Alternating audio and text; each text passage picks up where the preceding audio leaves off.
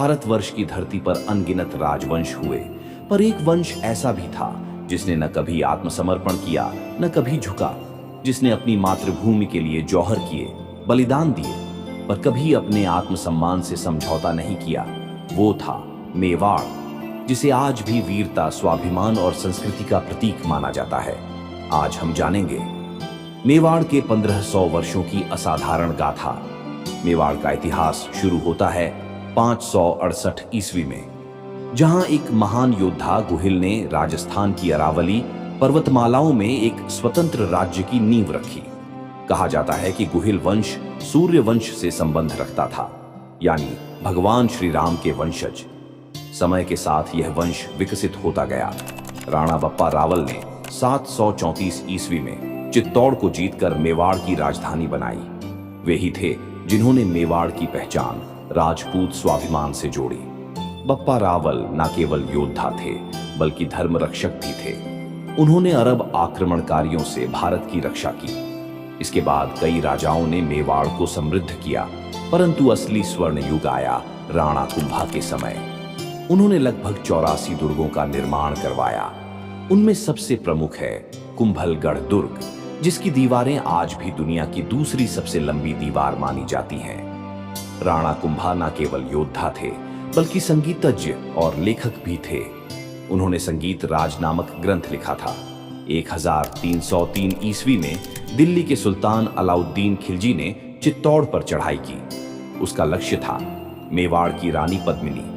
राणा रत्न सिंह ने विरोध किया, युद्ध हुआ, पर अंततः चित्तौड़ की हार हुई। रानी पद्मिनी और हजारों रानियों ने जौहर कर लिया। यह बलिदान केवल इतिहास नहीं, बल्कि हिंदुस्तान की अस्मिता की रक्षा की गाथा बन गया। 16वीं सदी में एक नया सूरज उदय हुआ, राणा सांगा, जिनके शरीर पर 84 युद्धों के निशान थे।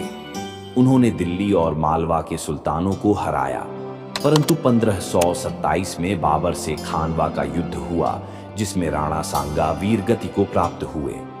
मुगल भारत में जमने लगे, पर मेवाड़ अब भी झुका नहीं। वन में सत्ता मिली उस नाम को जिसे हर भारतीय बच्चा जानता है। वे थे महाराणा प्रताप। उन्होंने कभी अकबर की अधीनता स्वीकार नहीं की। उन्होंने शपथ ली, जब तक मेवाड़ मुक्त नहीं होगा, वे महलों में नहीं सोएंगे, चांदी के बर्तन में नहीं खाएंगे।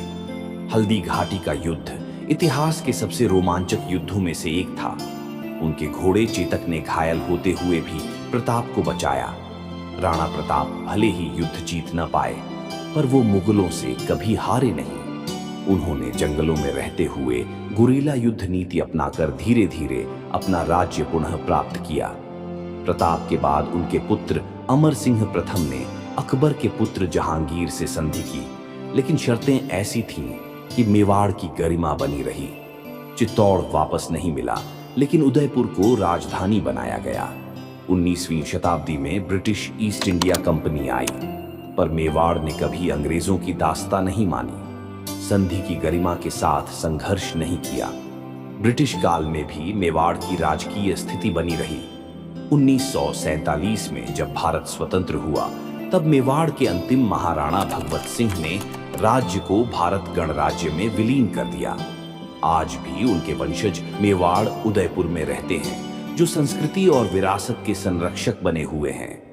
मेवाड़ की कहानियां केवल इतिहास की किताबों में नहीं, बल्कि हर राजस्थानी के खून में बहती हैं।